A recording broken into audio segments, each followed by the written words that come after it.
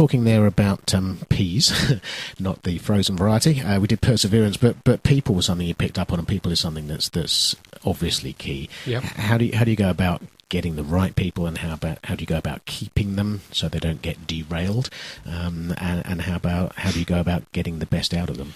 Well, as I said, I don't think it's always down to qualifications, but if you assume you want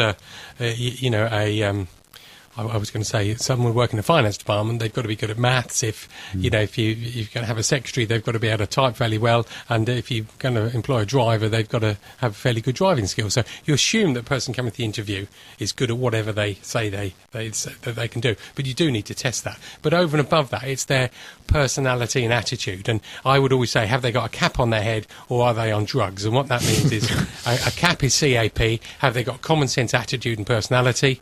And then on drugs means LSD. Are they lazy, stupid or dishonest? So, it's fairly basic stuff. People make huge amounts of things out of interviews, but I've often thought when I interview people, are they smiling? What's their body language? Have they turned up on time? Do they look smart? Yes, you need to check their experience and their qualifications and what else they do, but it is very much, I think, down to sort of their attitude. Okay, so you get them on board, and all being well, they're CAP, not LSD. How do you then develop them and make the best of them? Well, everyone's individual, so it's no good grouping them all and assuming they're like you or like the same as someone else. So it's about finding out about them. It's understanding what makes them tick. Little things matter to them, so it's flu jabs in the winter, or a comfortable chair, giving them a birthday card, a barbecue on a summer's evening. It's things that don't have to cost a lot of money, but things that make them think that you care. And it's getting to know them. They've got a personal life outside work, so how does that work? What's the name of their dog, I always say. So, do you really know where they go on holiday and have they got issues? And sometimes they might have an issue that's affecting work. So it's sort of, without being too nosy, understanding that there isn't just work life for that person. There's another side to them. And creating a team. Being open, being honest and fair, listening to them, being flexible with time and expecting, something back from them if we're busy, but allowing something back to them when they've got a need. Yep.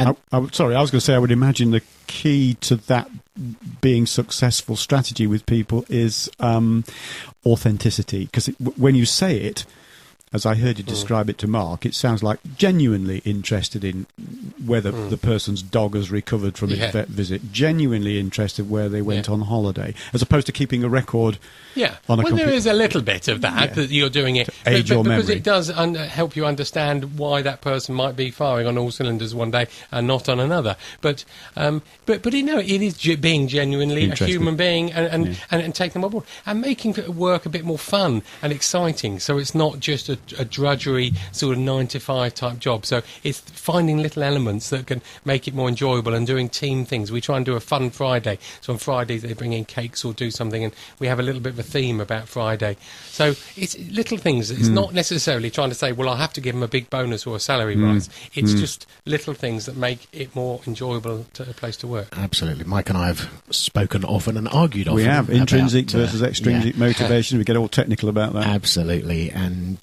it is just, it's giving people what they want, but the hard bit, of course, is working out what they want in order to give it to them. Yeah, and praising them publicly and privately. So, telling them when they've done a good job. And I think that doesn't happen. That's a weakness of mine. I'm hopeless at that, but I'm always trying to remember that I must say thank you to people and praise people when they've done a good job. Good thing to be doing. Good thing to be doing.